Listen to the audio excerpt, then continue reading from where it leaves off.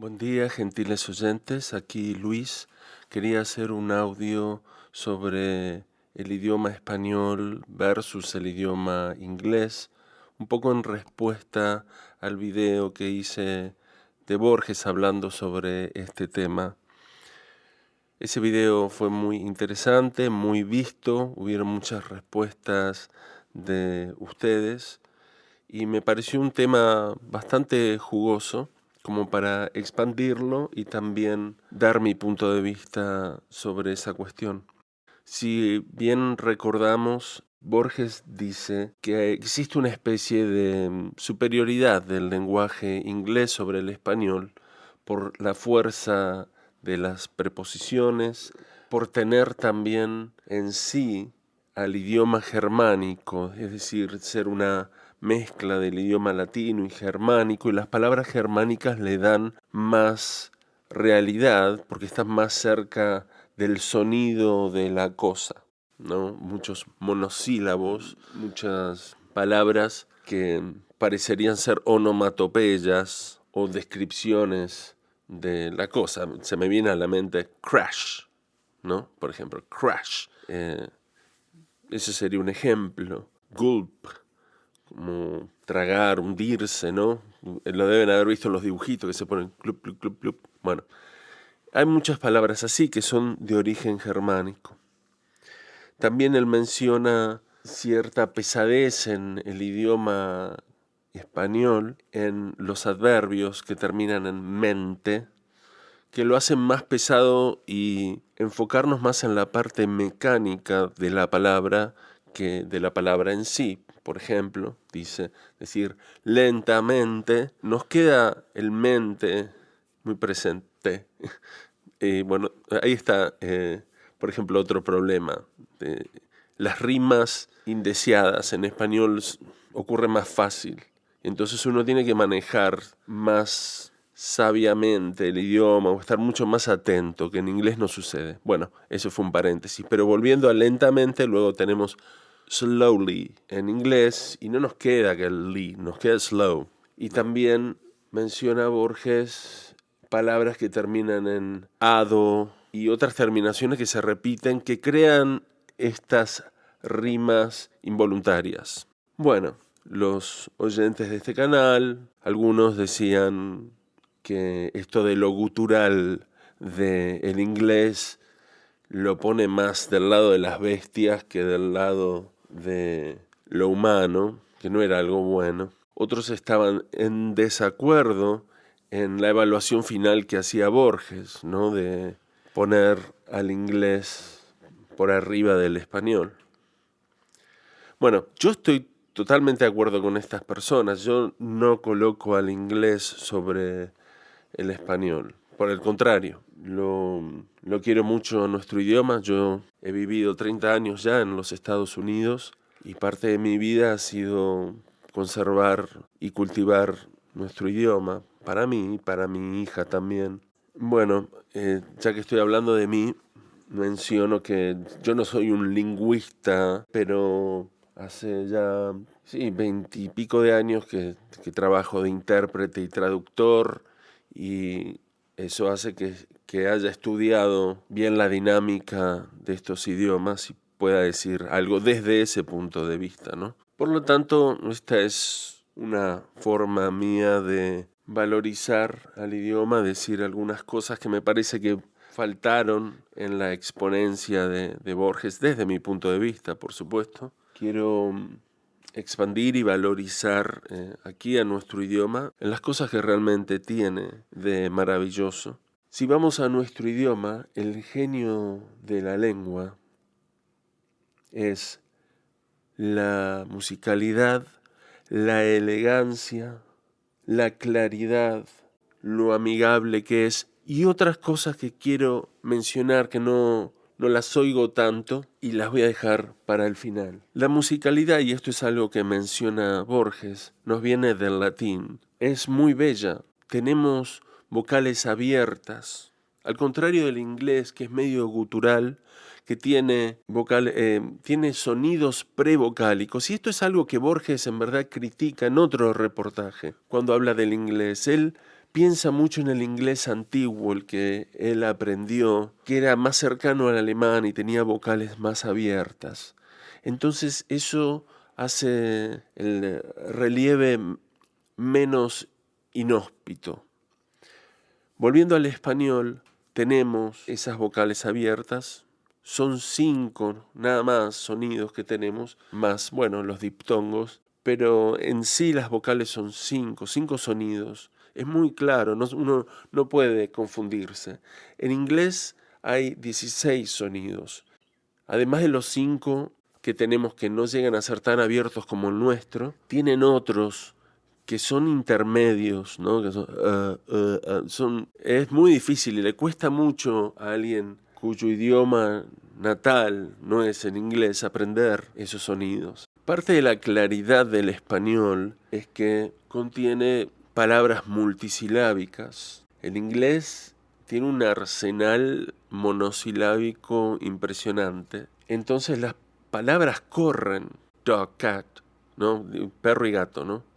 Nosotros ya tenemos 2, por ejemplo, sílabas para esas palabras. Es más difícil que alguien que está aprendiendo español vaya a confundirse si decimos perro o gato y lo decimos bien claro y hacia afuera. Pero en inglés, dog, cat, tenés que afinar mucho el oído, es medio tenso, ¿no?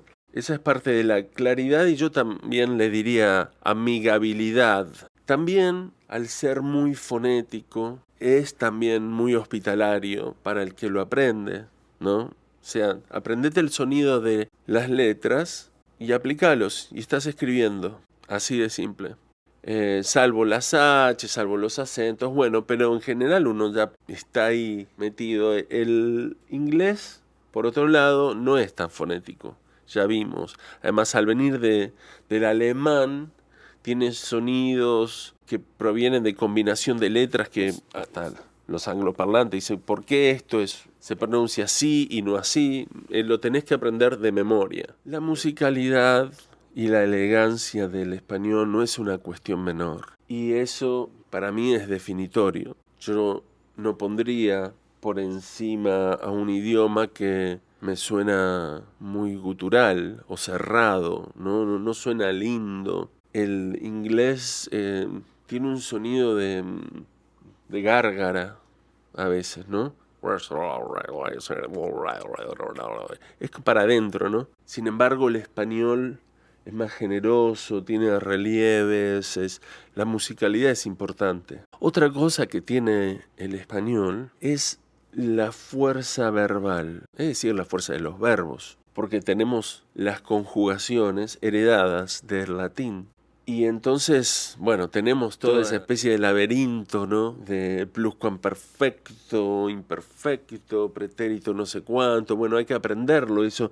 Pero cada verbo es una semilla que lleva en sí la persona y el tiempo. Exacto, y hay diferentes tiempos. Divide más exactamente el tiempo, me parece a mí, el español. Y va todo en el verbo, en la conjugación. En inglés hay que usar los pronombres al lado, en la mayoría de los casos. Existe, por supuesto, conjugación, pero es menor. Decir, por ejemplo, amar en el presente es I love, you love, no cambió, ¿no? He loves, ahí va una S. We love, they love, por ejemplo. Fue todo love, menos en la tercera persona. Y ya sabemos cómo conjugamos nosotros el verbo amar, ¿no? Es una gran variedad y no necesitamos poner el pronombre al lado. Eso también agrega a la elegancia, porque el inglés, al usar el pronombre todo el tiempo, tiene que repetirlo y eso cansa. Es una redundancia. Entonces, si uno está hablando algo en inglés, si está refiriéndose a fulano, ¿no? Va a tener que decir, ¿es el nombre o he? He, y a la próxima oración tiene que volver a decir he, and he, and he, and he, and he, ¿no?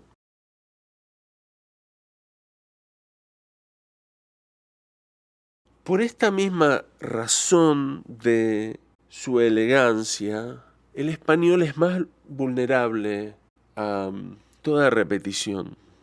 nos cae mal. Cuando algo es muy bello, una mancha duele más. Podríamos pensar en un cuadro también, ¿no? Cuanto más bello y preciado el cuadro, más duele la mancha. Entonces en inglés no parece importar tanto. La verdad que no. Se repiten las cosas, sobre todo en el lenguaje legal, que usan dobletes a propósito. Por ejemplo, waive and give up your rights, ¿no? Por ejemplo, de alguien renuncia a sus derechos, decimos. Bueno, ellos dicen waive, que es renunciar, and give up, que es lo mismo. Y así hay un montón. No importa tanto, en este caso, sí, no es la misma palabra, pero es el mismo concepto, ¿no? Ahora voy a hablar de estas cosas que, además de las que dije, valoro muchísimo del español y lo hacen muy brillante. No se puede evaluar una lengua solamente por la cantidad de palabras o la fuerza que pueda tener. Hay que ver, tal como lo entiendo yo, su belleza, su profundidad. Y creo que el español la tiene, y con creces. Hay algo que tiene el español que no tiene ninguna otra lengua que yo conozca, que es el verbo ser y estar. Esa diferenciación existencial que hace el español es brillante y es una genialidad de una profundidad filosófica increíble. Tal vez para el tema debería ser un video, ¿no? Sobre el ser y estar, ese verbo y lo que significa. También tendría que pensarlo más ese video porque no quiero aquí posar de que tengo clarísima toda la profundidad que esto significa.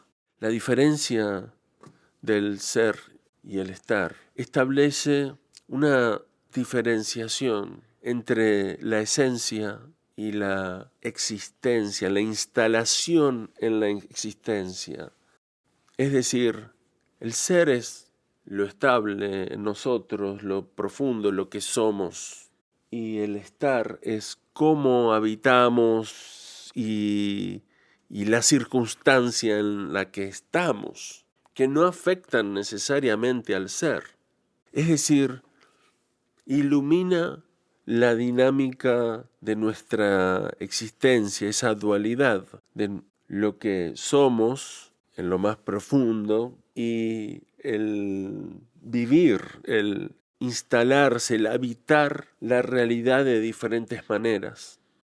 Eso es brillante del español y está en todo, está en la raíz, porque es el verbo por excelencia. Luego, entre las palabras que el español tiene, que el inglés no, que son pocas en verdad, son menos, digamos, que el viceversa.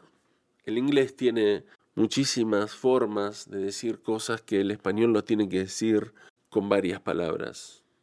El español tiene algunas de esas, me viene a la mente sobremesa, trasnochar, empalagar o empalagoso.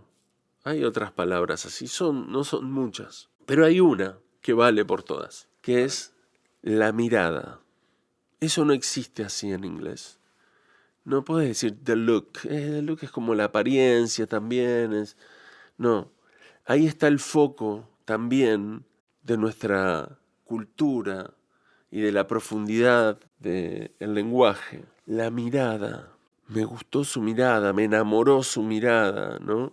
No lo podríamos decir en inglés, no lo podemos explicar, pero va mucho a el hueso de nuestra cultura, que es muy bello eso, la mirada, la potencia del mirar. Hay algo en los ojos que son las ventanas del alma, como dijo algún poeta, que es importante remarcar y tener una palabra para ello. La etimología de la palabra mirada, mirar, viene de admirarse, de maravillarse, y la palabra misma maravilla, mirabilis, en latín, viene también de allí. Entonces, hay algo aquí muy poético. Es decir, mirar es maravillarse, mirar es reconocer la maravilla que nos circunda, es apreciar la vida, es apreciar lo que tenemos a nuestro alrededor. Y también va algo más en la mirada, porque a diferencia del verbo ver, por ejemplo, u observar, o todos los otros que puede tener el inglés, que tienen que ver con lo óptico, ¿no? No hay, es como que no hubiera alguien allí. En la mirada hay alguien. Su mirada, en el mirar y en la mirada, hay alguien que observa y hay alguien que aprecia también, ¿no? Y hay un modo de ser. Su mirada dice de la persona. Se podría hacer un audio con solo esto, pero me parece de un vuelo muy alto y muy noble de nuestro lenguaje. Y bueno, gran parte de ese tesoro es que es el único idioma que une a un continente. No hay otro idioma que uno pueda hablar que diga, bueno, en todo este continente se habla así. Con el español podemos recorrer América del Sur y América Central.